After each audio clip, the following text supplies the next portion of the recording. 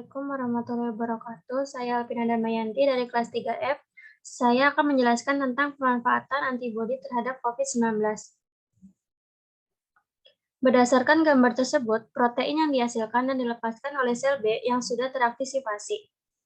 Mekanisme kerja antibodi ada 5, yaitu aktivasi komplement. Aktivasi komplement merupakan usaha tubuh untuk menghancurkan antigen asing. Yang kedua, oponisasi. Oponisasi adalah pelapisan antigen oleh antibodi.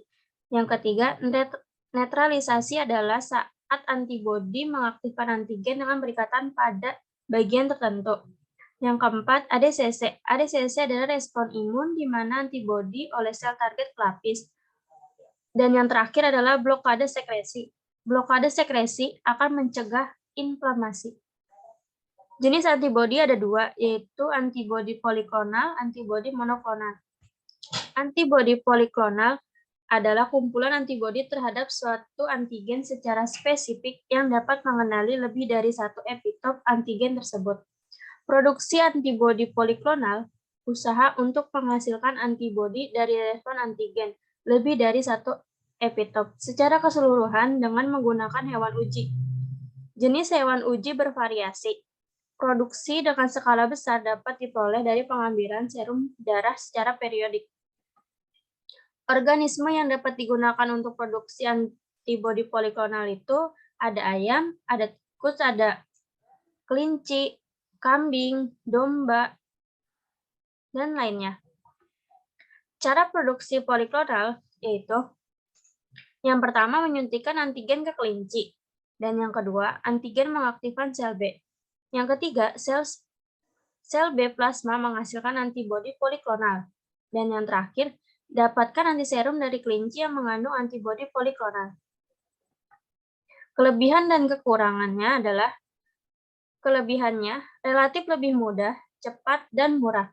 Hewan yang diuji digunakan jenis kelinci bervariasi, ayam, mencit, tikus, kelinci, kambing, kuda. Relatif lebih mudah, cepat, dan murah. Kekurangannya, kurang spesifik. Antibodi dengan sebagai jenis antigen, binding site, harus melalui proses pemurnian purifikasi terhadap tercampur dengan antibodi jenis lain. Untuk teknik imunokimia, sering timbul reaksi silang atau cross-reaction. Yang kedua, antibodi monoklonal. Antibodi monoklonal adalah kumpulan antibodi terhadap suatu antigen yang dapat mengenali hanya dari satu epitop antigen tersebut. Produksi antibodi monoklonal, usaha untuk menghasilkan antibodi dari respon antigen yang spesifik untuk satu epitop saja, yang dilakukan dengan in vitro, menggunakan sel imun neutral, myeloma cells.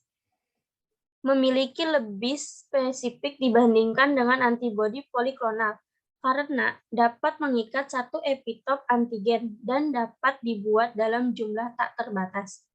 Antibodi monoklonal dibuat dengan cara menggabungkan atau fusi dua jenis sel dari sel limfosit B yang memproduksi antibodi dengan sel kanker yang dapat hidup dan membelah terus-menerus.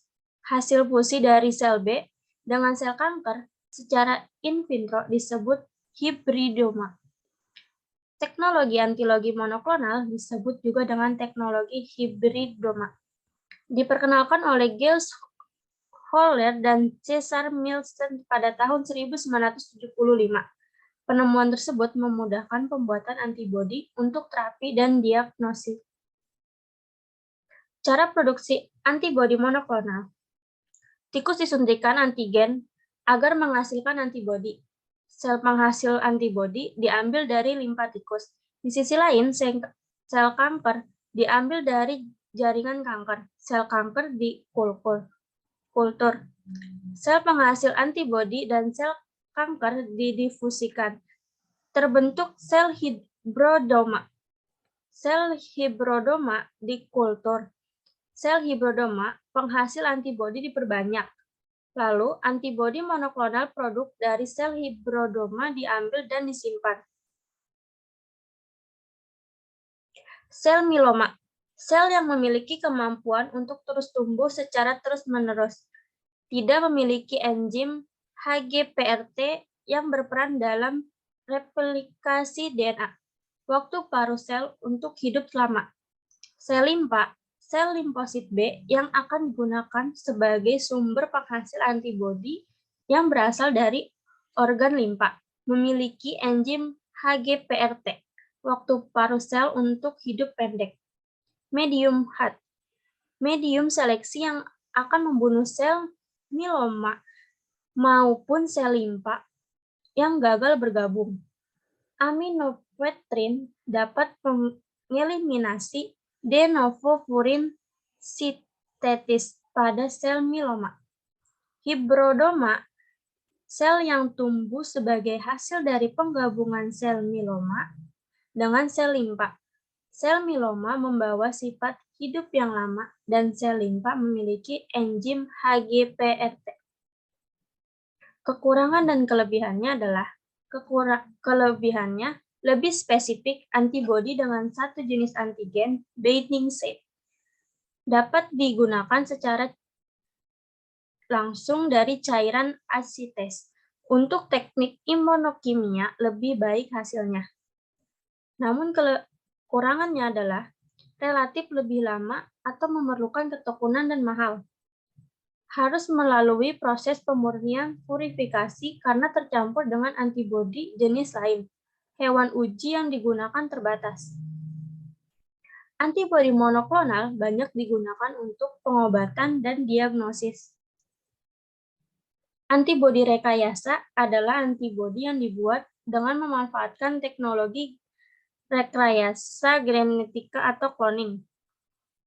Penggunaan antibodi monoklonal untuk terapi kanker dibagi menjadi dua tipe, yaitu antibodi monoklonal murni, yaitu tanpa dikombinasikan dengan senyawa lain. Trastuzumab, yaitu menyerang protein HER2, merek protein yang terdapat dalam jumlah besar pada sel kanker payudara. Antibodi monoklonal yang dikombinasikan dengan beberapa senyawa lainnya, antara lainnya kemoterapi, toksin, dan senyawa radioaktif, yaitu obat ini berperan sebagai wahana yang akan mengantarkan substansi obat racun dan materi radioaktif langsung menuju ke target, yaitu sel kanker. AB monoklonal yang dikombinasikan dengan obat kemoterapi, yaitu kemolabele. AB monoklonal yang dikombinasikan dengan senyawa radioaktif, yaitu radioimunoterapi. AB monoklonal yang dikombinasikan dengan racun, yaitu imunotoksin. Nimotuzumab, AB ini bekerja dengan cara memblok ikatan antara reseptor EGF dengan EGF yang dikeluarkan oleh sel sehat dengan kadar rendah, sedangkan pada sel kanker mensekresi EGF dengan kadar tinggi. Antibodi untuk mendeteksi kehamilan dan mendeteksi antigen COVID-19 atau rapid test. Cukup sekian dari saya, kurang lebihnya mohon maaf. Wassalamualaikum warahmatullahi wabarakatuh.